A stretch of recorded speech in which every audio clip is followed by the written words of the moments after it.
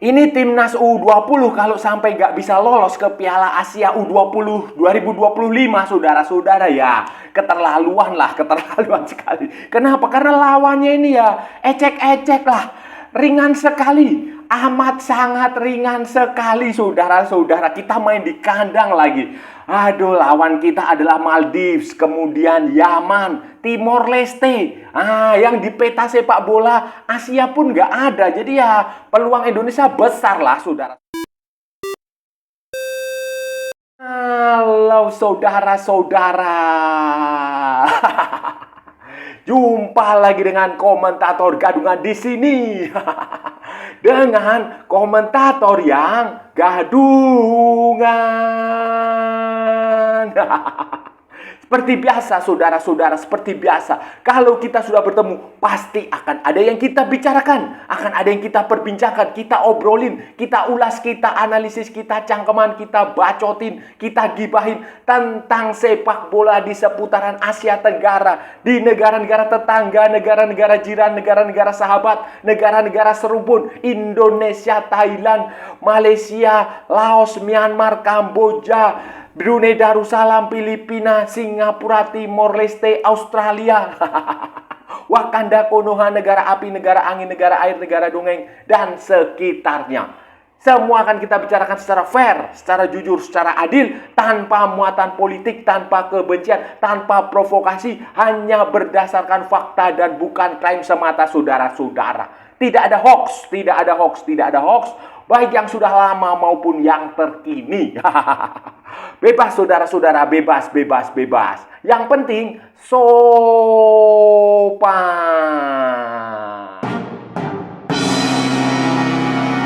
Saudara-saudara, jadi begini, tanggal 25, 27, dan 29 September 2024 itu, saudara-saudara, Tim Nasional Indonesia U20 asuhan Indra Safri itu akan menjalani pertandingan yang disebut sebagai kualifikasi Piala Asia U20 tahun 2025. Turnamennya itu nanti akan diselenggarakan di Cina pada bulan Februari tahun 2025. Dan Piala Asia U20 2025 itu akan menjadi ajang untuk kualifikasi Piala Dunia U20 yang akan diselenggarakan kalau nggak salah itu di Chile, saudara-saudara, di Amerika Selatan. Jadi ini adalah turnamen yang penting. Dan berdasarkan hasil drawing yang diselenggarakan bulan Juni kalau nggak salah, bulan Juni itu Indonesia memang masuk di pot 1. Masuk di pot 1 bersama dengan 9 negara lain. Jadi ada 10 negara yang masuk di pot 1. Kemudian diundi pot 2, lawannya pot 2, pot 3, pot 4, pot 5 atau pot berapa gitu lah. Dan hasilnya Indonesia masuk di grup F. Masuk di grup F, Indonesia akan menjadi penyelenggara, akan menjadi tuan rumah. Dan ternyata PSSI sudah memilih venue yang akan digelar itu di Stadion Utama Gelora Bung Karno. Kenapa di Jakarta lagi, Pak? Kenapa nggak di daerah? Kan kasihan tuh orang-orang di daerah itu pengen nonton tim nasional. Kalau Jakarta lagi kan Indonesia kan bukan hanya Jakarta, Pak. Nah itu, saudara-saudara, Indonesia di grup F akan menjadi tuan rumah, akan main di Jakarta di Stadion Utama Gelora Bung Karno. Ya sayang sekali sebenarnya kalau kayak pertandingan cuma kayak gini aja main di GBK. Itu grup F, kemudian akan menghadapi lawan yang berdasarkan hasil drawing ini, saudara-saudara, lawan yang dihadapi adalah Maladewa atau Maldives. Maldives, saudara-saudara, Maldives, kemudian Timor Leste atau Timur Timur, dan terakhir akan menghadapi Yaman. Nantinya, saudara-saudara, nantinya juara grup, ada 10 grup. Jadi 10 grup, juara grup. Semua juara grup itu akan otomatis lolos ke Piala Asia U20 di Cina, saudara-saudara, bulan Februari tahun 2025. Kemudian nanti akan ada 5 runner-up terbaik. 5 runner-up terbaik yang dinilai berdasarkan poin, berdasarkan head to head, macam-macam. itu akan lolos. Ada grup yang berisi 4 tim, ada grup yang berisi 5 tim. Jadi nantinya untuk mencari runner up terbaik itu saudara-saudara, itu nanti seperti biasalah. Tim yang juru kunci itu tidak akan dihitung. Grupnya yang berisi 5 tim itu 5 tim itu yang juru kuncinya itu tidak akan dihitung. Jadi akan ada 4 tim saja yang dihitung untuk menentukan runner up terbaik. Dan kalau dilihat yang komposisi lawan yang dihadapi Indonesia ini jauh lebih enak saudara-saudara. Bukan jauh lagi. Ya ini enak sekali saudara-saudara. Gampang sekali lah. Gampang sekali bandingkan misalnya Vietnam yang harus ketemu Syria. Kemudian atau grupnya Uzbekistan ada Bahrain, atau grupnya Korea Selatan ada Lebanon, ada Uni Emirat Arab, atau grupnya Australia ada Arab Saudi, ada Palestina, atau grupnya Tajikistan, Oman, ada Malaysia di situ, ada Korea Utara, atau grupnya grup G misalnya ada Iran, ada India, ada Laos. Kemudian Irak, Thailand, Filipina, kemudian Jepang, Kirgistan, Turkmenistan, Myanmar, kemudian Jordan, Qatar, Singapura. Itu kan jauh lebih berat daripada grupnya Indonesia yang hanya diisi oleh Maldives, Maladewa, kemudian Timor Leste, kemudian Yaman. Yaman, kebetulan di Indonesia banyak imigran Yaman. Jadi ini akan mudahlah saudara-saudara, di atas kertas itu mudah sekali, gampang sekali, sambil tidur, sambil ngopi di tengah lapangan juga kemungkinan besar. Ini bukan meremehkan ya, ini bukan meremehkan ya, ini bukan meremehkan. Sekali lagi sepak bola itu bukan matematika, sepak bola itu bukan teori, sepak bola itu bukan ilmu pasti. Tetapi kalau melihat di atas kertas, peluang Indonesia untuk lolos, untuk mengalahkan Yaman, untuk mengalahkan Timor Leste, untuk mengalahkan Maladewa, Maldives itu ya 99% saudara-saudara. 1%-nya itu ya kalau nggak beruntung itu. Saya mengatakan ini mudah saudara-saudara, ini mudah, gampang lah, amat sangat mudah sekali. Karena Yaman, kemudian Maldives itu tidak ada dalam peta sepak bola di Asia. Dari ini di level senior ya, kita bicara di level senior saja ini, ranking FIFA di level senior saja itu kan Indonesia yang paling tinggi. Indonesia yang paling tinggi di antara lawan ini nih, di ranking seniornya yang paling tinggi. Walaupun itu ranking senior dengan junior itu belum tentu punya korelasi, tapi faktanya di level senior itu rankingnya Indonesia yang paling tinggi. Yaman itu saudara-saudara ada di 156. Kemudian Maladewa 163, dan Timor Leste itu di 196 saudara-saudara. Bandingkan dengan Indonesia, walaupun Indonesia juga masih 130-an, tetapi kan itu jauh lebih bagus. Itu pertama. Kedua saudara-saudara, itu negara-negara itu kita tahu itu bukan negara-negara sepak bola, bukan negara yang mengembangkan sepak bola secara profesional. Yang mereka mungkin akan menuju ke arah profesional, tapi sampai sejauh ini itu kualitasnya masih jauh lah di bawah negara-negara, bahkan masih jauh di bawah Kamboja, di bawah Laos, Myanmar, seperti itu di negara Asia Tenggara. Apalagi Indonesia. Maldives itu kan negara yang kecil, negara kepulauan yang kalau ada negara wisata lah, itu terkenal sebagai tempat wisata, dan mereka penduduknya sedikit, liganya juga ada tetapi bukan liga profesional, liga semi profesional, ada yang profesional, ada yang enggak. Itu Maldives. Kemudian Timor Leste ya kita tahu sama-sama lah, itu negara bekas provinsi Indonesia, walaupun mereka juga sudah mengembangkan sepak bola, punya liga yang cukup bagus, tetapi levelnya, kualitasnya juga masih berada di bawah Indonesia. Dalam banyak pertandingan melawan tim nasional Indonesia, baik di level senior maupun di level junior juga Indonesia sering menangnya. Apalagi sekarang mereka tidak punya si Gali Freitas itu.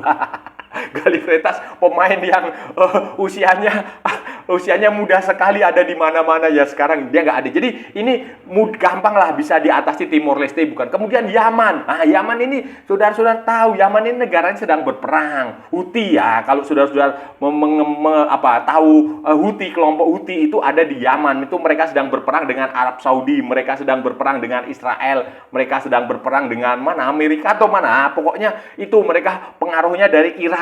Geopolitiknya di situ. Jadi ini bukan negara-negara yang secara matang, secara mapan seperti Indonesia yang dalam kondisi damai yang bisa mengembangkan sepak bolanya dengan bagus. Ini negara-negara yang kualitas sepak bolanya jauh sekali di bawah Indonesia, mungkin 1 level, 2 level di bawah Indonesia, sehingga saya bisa mengatakan bahwa ini lawan-lawan mereka memang amat sangat mudah sekali dan akan bisa Indonesia menang dengan cukup nyaman, saudara-saudara.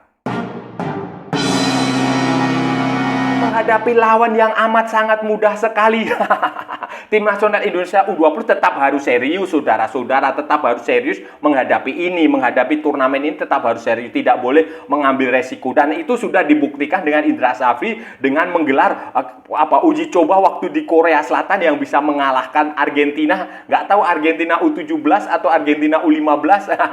Saya nggak tahu, atau Argentina tim D atau tim E, saya nggak tahu, tetapi mereka berhasil mengalahkan Argentina, walaupun kemudian ketika menghadapi lawan yang kualitasnya lebih tinggi seperti Thailand dan Korea Selatan itu kalah. Tapi itu apapun itu adalah proses pembelajaran bagi tim nasional U20, proses pembelajaran bagi Indra Safri, bagi para pemain untuk progres, untuk maju melangkah ke depan, ke jenjang, ke level yang lebih baik. Dan untuk menghadapi turnamen ini, kualifikasi Piala Asia U20, Indra Safri sudah mengumumkan daftar pemain. Pemainnya itu mayoritas adalah pemain-pemain yang kemarin tampil di Korea Selatan, juga ada juga yang waktu Piala AFF U19 waktu kita juara terus pesta pora dapat bonus miliaran itu. Itu saudara, itu pemain-pemain seperti misalnya si Al-Ghifari, kipernya Ikram Al-Ghifari, kemudian Wayan Wiguna, kemudian Fitrah Ridwan, Rifanto Fani itu di posisi penjaga gawang, kemudian di belakang itu seperti Iqbal Wigwing Jangge, kemudian Doni Tri Pamungkas, kemudian Rahmat Syawal, kemudian si Kadek Arel, kemudian si Sultan Zaki, Rijar Nurfiat, kemudian Farhan, kemudian Afrizal, kemudian di tengahnya itu ada seperti Welber Jardim, itu juga masuk di situ. Kemudian Felix Kamaru, Jehan Pahlevi, Fandi Bagus, kemudian Tony Firmansyah, kemudian Aditya Warman, kemudian Vigo Denis, siapa itu, Suman Jiati apa siapa, itu di tengahnya. Di depannya itu tetap aja ada Jens Reven tetap dipanggil. Kemudian ada lagi seperti Muhammad Ragil, penyerang dari Bayangkara FC. Kemudian ada Rizky Afrizal, kemudian ada Afriansah, kemudian ada Kamara Usman, pemain keturunan juga itu. Kemudian ada Arkan Kakak, kemudian ada Marcelinus Amaoma. Jadi ini pemain-pemain, beberapa pemain yang memang sudah sejak awal, sejak Piala AFF U19 itu, yang waktu Indonesia menjadi juara itu dipanggil. Jadi ini adalah, ya harusnya ini menjadi the winning team, karena tim ini sudah padu, sudah dibentuk sangat lama, sudah ikut tulung turnamen, sudah ikut uji coba kemana-mana, sudah ikut pemusatan latihan berhari-hari, berminggu-minggu di berbagai macam tempat. Ya seharusnya ini adalah tim yang cukup kuat untuk bisa bersaing di kualifikasi Piala Asia U20 ini, saudara-saudara. Materi pemain seperti ini dan dengan kualitas lawan yang dihadapi, saya nggak perlu memberikan saran lah. Saya nggak perlu memberikan masukan, nggak perlu sok tahu lah. Pelatih lebih tahu karena ya lawan seperti ini nih gampang lah. Seperti yang saya udah bilang berkali-kali, ini gampang sekali, gampang mudah. Kalau sampai kita nggak bisa menang, nggak bisa mengalahkan Timor Leste, nggak bisa mengalahkan Yaman, nggak bisa mengalahkan Maldives, atau imbang saja itu sudah keterlaluan lah, saudara-saudara. Apalagi sampai kalah, bahkan menang 1-0 itu bahkan juga menurut saya keterlaluan lah. Keterlaluan, karena ini lawan mudah sekali, lawan gampang sekali, dan dengan materi pemain yang sudah dibina sejak lama, sudah bersama-sama dalam sebuah tim dalam waktu yang lama, juga beberapa pemain juga sudah main di liga profesional, beberapa pemain juga sudah bagus lah, ini pemain-pemain bagus menurut Indra Safri tentu saja, karena itu pilihannya Indra Safri dan asisten-asistennya. Ini pemain yang sudah kompak dengan lawan yang tidak terlalu bagus, ya seharusnya bisa menang lah, ini tinggal tinggal strategi sajalah, tinggal strateginya Indra Safri itu nanti bagaimana. Apakah dia akan melakukan rotasi, memberi kesempatan kepada setiap pemain untuk bisa merasakan bermain di kualifikasi Piala Asia U20 atau tidak. Itu saja, itu nanti akan dan menurut saya memang seharusnya ini dibikin rotasi sajalah. Rotasi kipernya tidak harus selalu Ikram Al-Ghifari, tidak usah diganti, misalnya si Arta Wiguna dikasih main, kemudian backnya juga diuji cobalah, dibikin semacam alternatif taktik kalau nanti main lawan tim yang seperti ini, formasinya begini, strateginya begini, materi pemainnya begini, di rolling saja supaya semua pemain itu mendapatkan kesempatan bermain, supaya semua pemain itu memiliki kebanggaan bahwa dia bisa menyanyikan lagu Indonesia Raya, masuk starting line up, bermain di turnamen yang level Asia walaupun baru kualifikasi. Itu saja menurut saya, dan itu harus dilakukan oleh Indra Safri.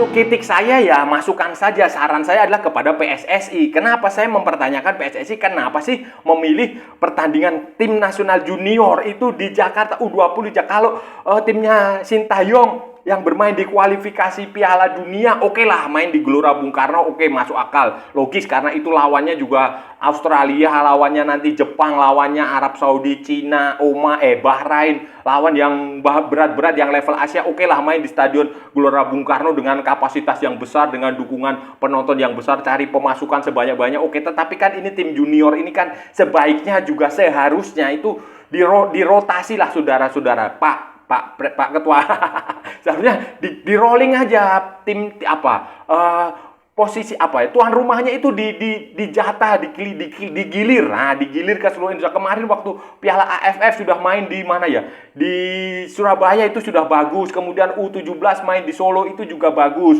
Menurut saya seharusnya itu dilanjutkan. Misalnya main di Bali atau main di Balikpapan. Ya sekali-sekali main di luar Jawa lah, atau di Palembang, atau di di Banda Aceh yang baru saja selesai PON, nanti kan tanggal 20 selesai bisa digunakan, atau main di Papua. Itu jadi supaya pemerataan, karena ini cuma tim junior gitu loh. Tim junior tuh nggak usah terlalu dicari pemasukannya, nggak usah dicari cuannya, nggak usah Pak. Santai saja, santai. Tim junior dia kasih hiburan ke seluruh rakyat, supaya tujuannya itu supaya seluruh rakyat Indonesia itu merasa memiliki tim nasional, supaya setiap kota itu merasa mendapatkan kehormatan untuk menggelar pertandingan tim nasional. Bagi mereka, bagi orang-orang di daerah itu bangga sekali, saudara-saudara, bangga sekali. Karena apalagi kan Indonesia ini bukan hanya Jakarta, Indonesia itu dari Sabang sampai Merauke. Jadi alangkah keadilan sosial bagi seluruh rakyat Indonesia kalau pertandingan-pertandingan tim nasional itu juga digelar di seluruh Indonesia, tidak hanya digelar di Jakarta,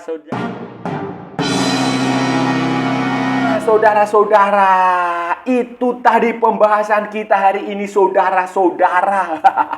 Kita sudah bicara panjang lebar, dari A sampai Z, dari barat sampai ke timur, dari utara sampai ke selatan, dari mana lagi?